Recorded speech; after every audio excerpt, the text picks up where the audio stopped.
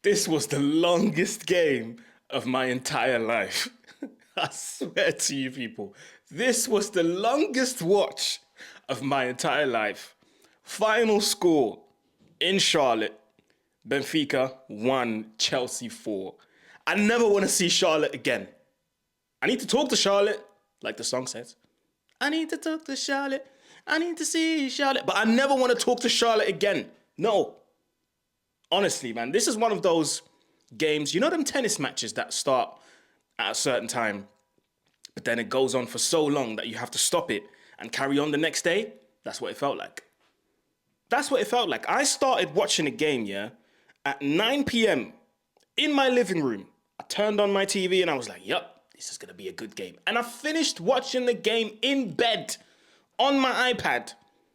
And the game finished at 2 a.m., people. 2 a.m.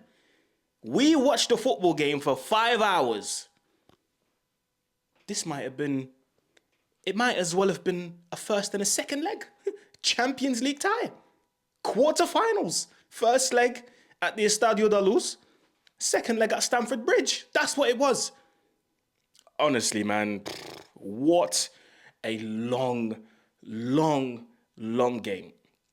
Welcome back to the channel, by the way. You know the face, you know the name. Aaron here, back again with another video. Shout out to everyone tuning in. Shout out to everyone who stayed awake last night for that game. All the Chelsea fans that I know, the Benfica fans that I know, shout out to you for staying awake, because I can imagine it was difficult. I can imagine it was difficult. Not really much to say on the game itself, apart from, you know, the mayhem that happened towards the end that actually gave us something to talk about. But I would say in the first half, by the way, it's road to 20K. If you haven't subscribed, if you're new, please do so. We're closing in on 17K. Like I said, the first half, Chelsea were in total control. I don't think they gave Benfica any, Chelsea didn't give Benfica a sniff. They didn't let them anywhere near their goal. Yes, at certain times, Benfica picked up the ball and managed to break away and go on counter-attacks. But every time they did go on counter-attacks, it didn't really amount to much, if I'm honest. Chelsea were in so much control that they limited Benfica, in the first half especially, they limited Benfica to one shot on target and less than 40% possession. That probably tells you the story of how the first half went. Second half was a bit more lively. Reece James scores that fantastic free kick. And I want to take a moment and talk about Reece James a little bit. I think unanimously we all know when we talk about the best right back England has at their disposal, it has to be Reece James, because physically, he's there. Technique-wise, he's there. When it comes to set pieces, for example, you know, corners and long free kicks, or just direct free kicks like the one that we saw last night, he's there as well. So it's just a question of keeping him fit. And I think so far, Maresca, the coaching staff, Chelsea as a whole, they've managed Reece James' minutes really, really well. They're playing him, but they're making sure he doesn't play too much because, you know, they don't want him to pick up another injury. If anything, this Club World Cup for Reece James has come at a right time, because, you know, he's able to build his fitness up again and try and get back to that top level, you know? So shout out to Reece James. That was a fantastic free kick. The awareness and the intelligence to go, hold on a minute. The wall is set up this way. All of my teammates are waiting in the box.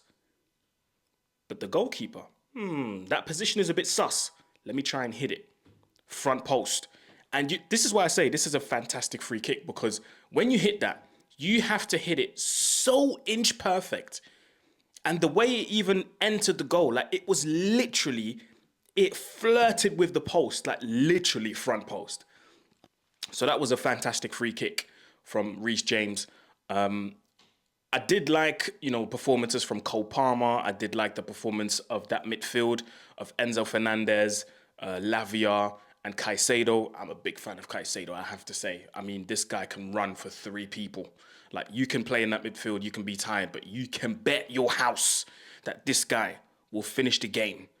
Even if he's more tired than you, he will finish the game with more kilometers ran than you. So I'm a big, big fan of Caicedo. The only thing I would say is that I'm having a hard time understanding what Maresca is trying to do with what he's trying to do with his starting lineups. And sometimes his formations kind of throw me off. His formations kind of throw me off. And I'm talking about what he presented to, people watching this game. He played Cole Palmer on the left wing. He played Lavia and Caicedo in a double pivot.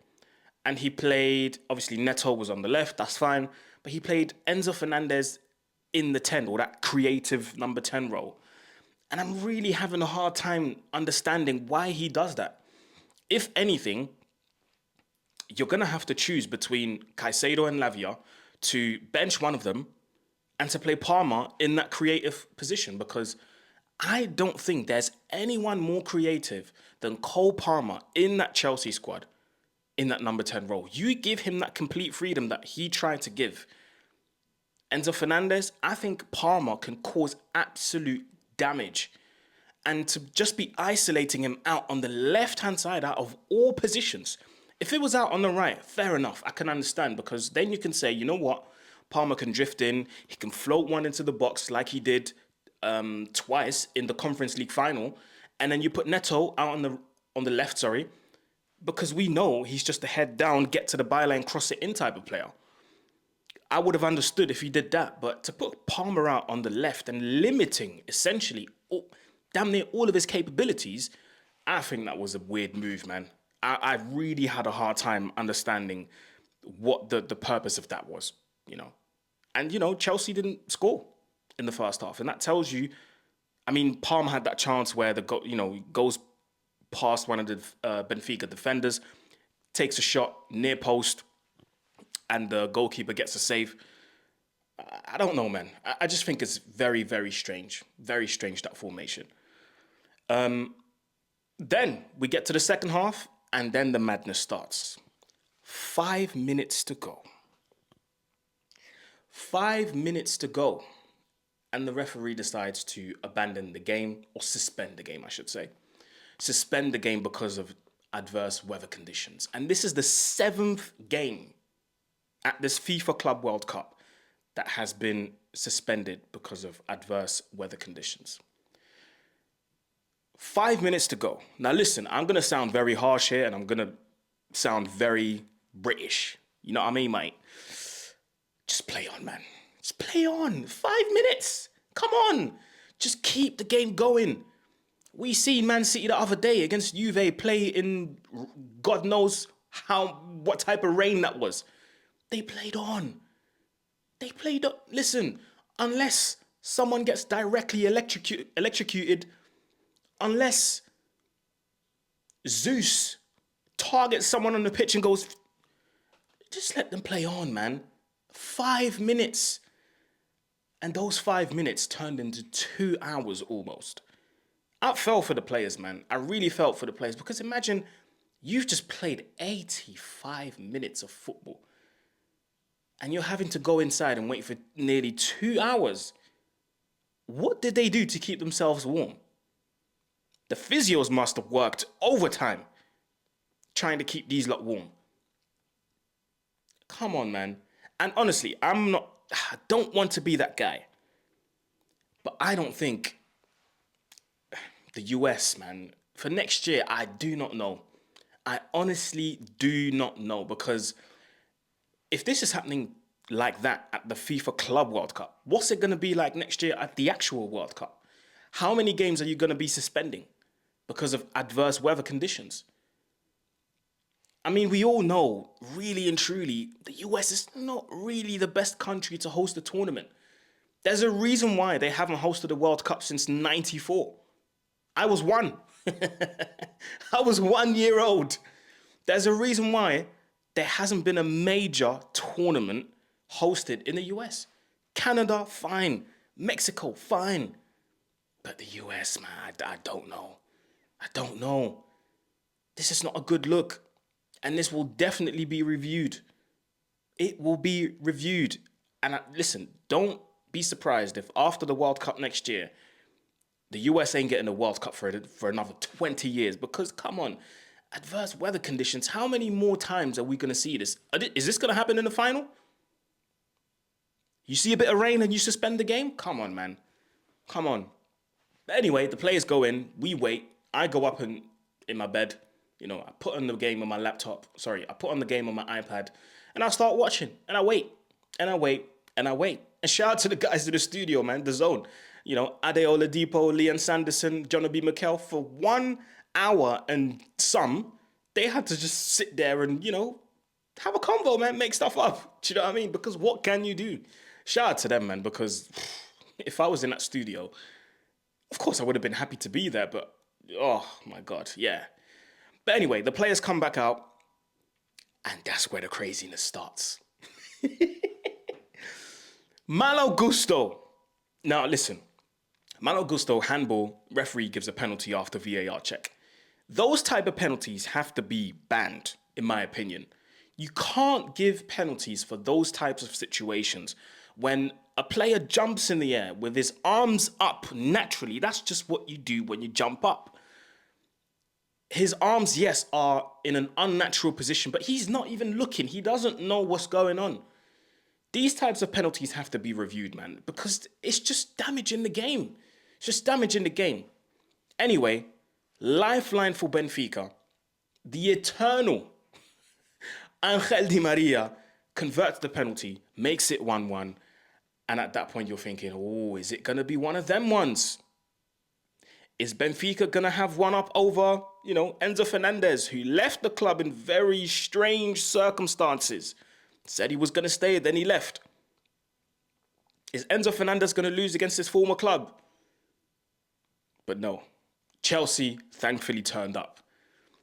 And Benfica got a red card along the way as well.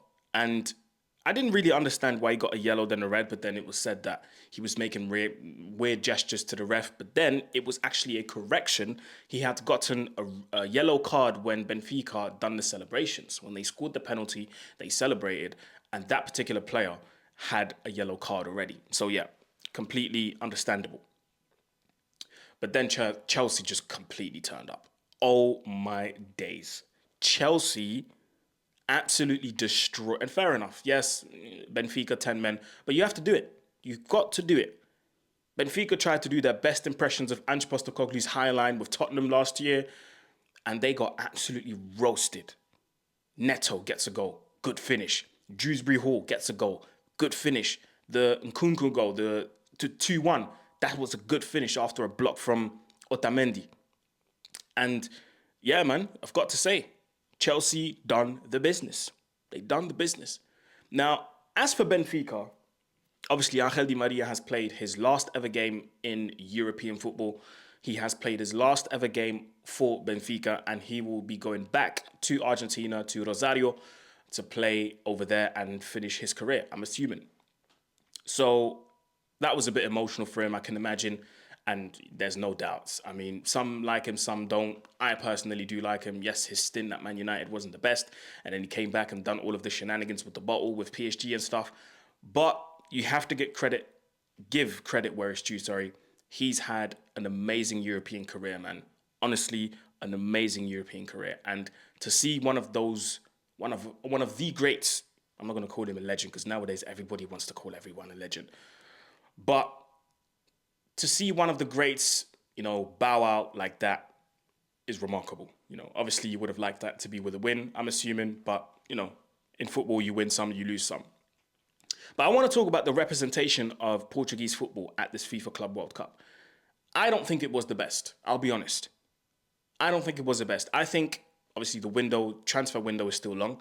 But this Benfica front line needs a complete revamp. Because you will be struggling competing against the best of the best. Not in Portugal, but in the Champions League. They need upgrades. Like serious upgrades. I'm not saying I don't rate the likes of Artokoglu, the likes of Kokchu, the likes of Pavlidis. I'm not saying I don't rate them, but you've got to upgrade. And Angel Di Maria's gone, and you've been rinsing this guy out. You need a replacement that's going to be at least half as decent as this guy. Lots of work still to be done with Bruno Lage and Benfica, but they need significant upgrades, man. Significant. That's all I'm going to say about it. But yeah, listen, Chelsea are going to play against Palmeiras now. That's going to be an interesting game. Esteval playing against his future club. Let's see what that gives. But anyway, let me know what you think in the comment section below. What did you make of this 5-hour long, complete mad game? Let me know in the comment section below. If you made it till the end of this video, get in the comments and type in long ass game. Honestly, I don't even want to swear like that, but long ass game, because that was a long ass game. But anyway, people, don't forget to hit the like button, subscribe, share, comment, all of that good stuff. And I will see you tonight for 2 reactions. Inter Miami are playing and Bayern Munich are playing. So make sure you keep your eyes locked on my channel for that one. Anyway, like, share, comment, subscribe, people, and I'm out. Peace.